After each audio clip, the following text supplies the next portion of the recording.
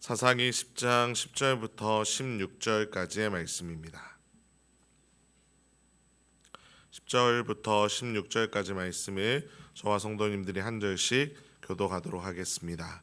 이스라엘 자손이 여호와께 부르짖어 이르되 우리가 우리 하나님을 버리고 바알들을 섬김으로 주께 범죄하였나이다 하니 여호와께서 이스라엘 자손에게 이르시되 내가 애굽 사람과 아모리 사람과 암몬 자손과 블레셋 사람에게서 너희를 구원하지 아니하였느냐.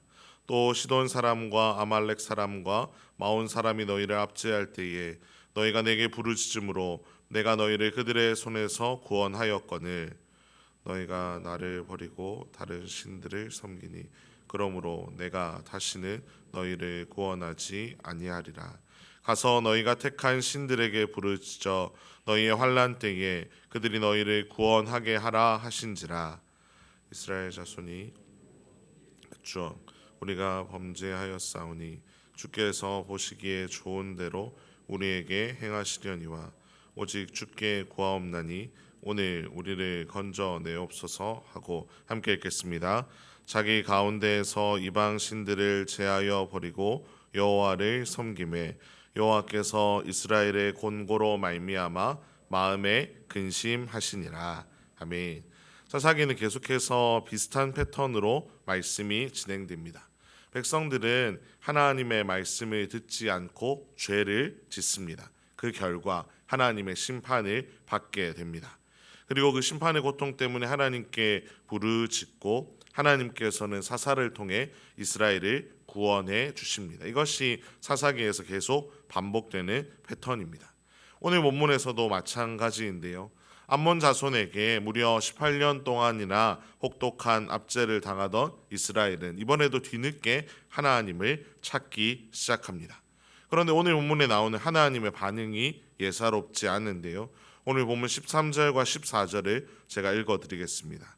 너희가 나를 버리고 다른 신들을 섬기니 그러므로 내가 다시는 너희를 구원하지 아니하리라. 가서 너희가 택한 신들에게 부르짖어 너희의 환난 때에 그들이 너희를 구원하게 하라 하신지라.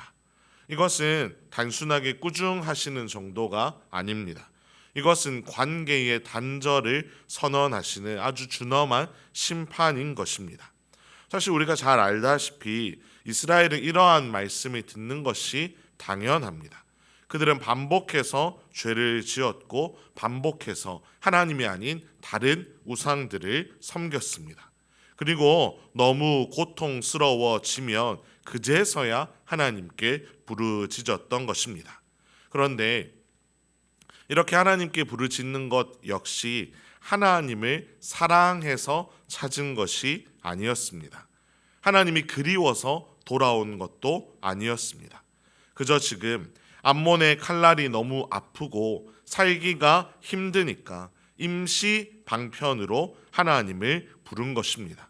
그래서 언학자는 이 구절을 해석하며 이스라엘이 부르짖은 것은 죄에 대한 깊은 성찰이나 하나님에 대한 갈망이라기보다 당장 닥친 고난을 면해 보려는 위기 탈출용 비명에 가까웠다고 설명합니다.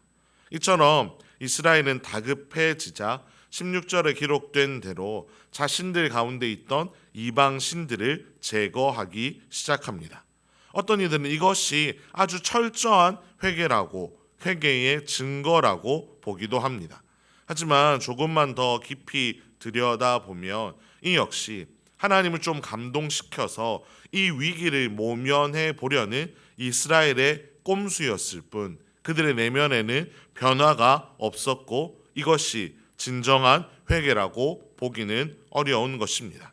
즉 이스라엘은 계속해서 하나님 자체를 바라보고 하나님을 목적으로 대하지 않고 하나님을 그냥 내 삶의 수단으로 대하고 있었던 겁니다. 마치 램프의 요정 지니를 대하듯이 말입니다. 그런데 여기에서 한 가지 놀라운 반전을 발견하게 되는데 그것은 바로 자신의 수단으로 대하고 있는 이 이스라엘을 향한 하나님의 태도가 바뀐다는 것입니다.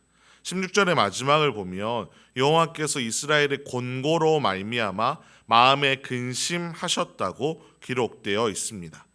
여기에서 근심하셨다라는 말의 원뜻은 더 이상 견딜 수 없다는 말입니다. 이 구절의 참뜻은 이렇습니다. 공의로우신 하나님은 마땅히 이 자녀들을 징계해야 한다고 말씀하시지만 아파하는 그 아버지의 심정은 자녀의 그 신음소리 앞에서 인내심이 무너져 내렸고 그들을 불쌍히 여기는 마음이 더 이상 참을 수 없는 한계에 이르렀다는 말입니다.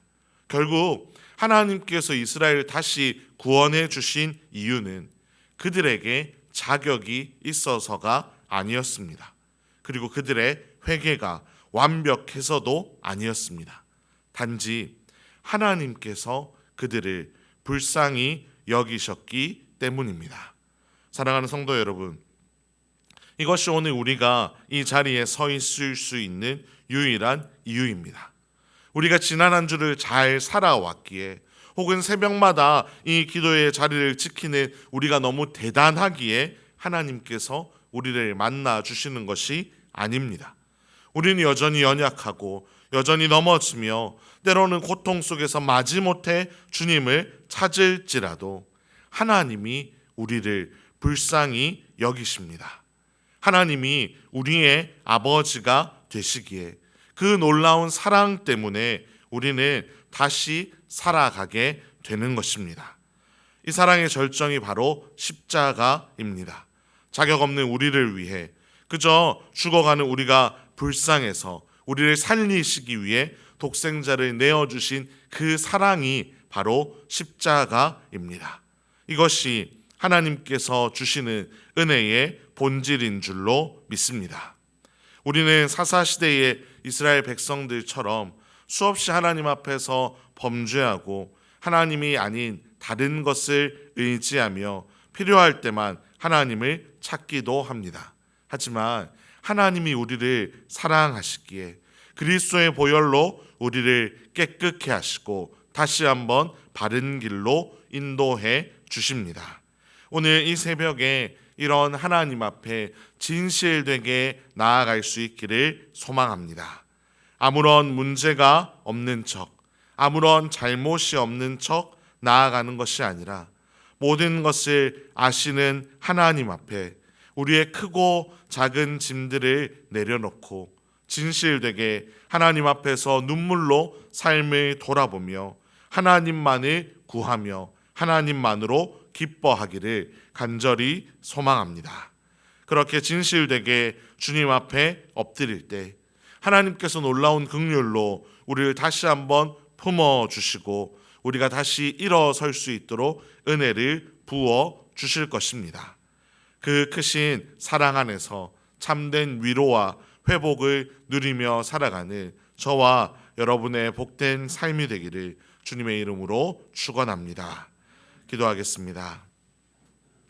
하나님 아버지, 이 새벽에 사사기 말씀을 통해 우리를 향한 하나님의 말할 수 없는 긍휼을 보게 하심에 감사를 드립니다.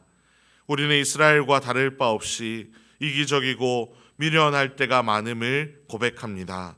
아플 때만 주님을 찾고 힘들 때만 주님을 찾고 조금만 살만하면 다시 주님을 잊어버리는 실수를 반복하곤 합니다. 그러나 하나님의 놀라운 긍휼로 우리를 다시 품어주심에 감사를 드립니다.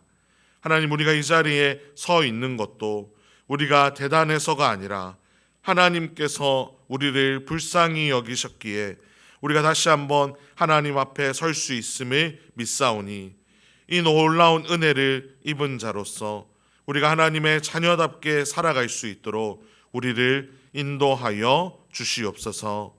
그리고 여전히 하나님을 알지 못하는 이들도 이 놀라운 하나님의 사랑을 깨닫고 주님의 품으로 돌아올 수 있도록 하나님 역사하여 주시옵소서.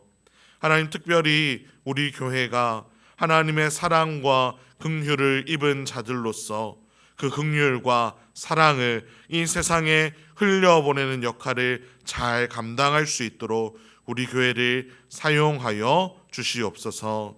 이 모든 말씀 우리 주 예수 그리스도의 이름으로 기도합니다. 아멘.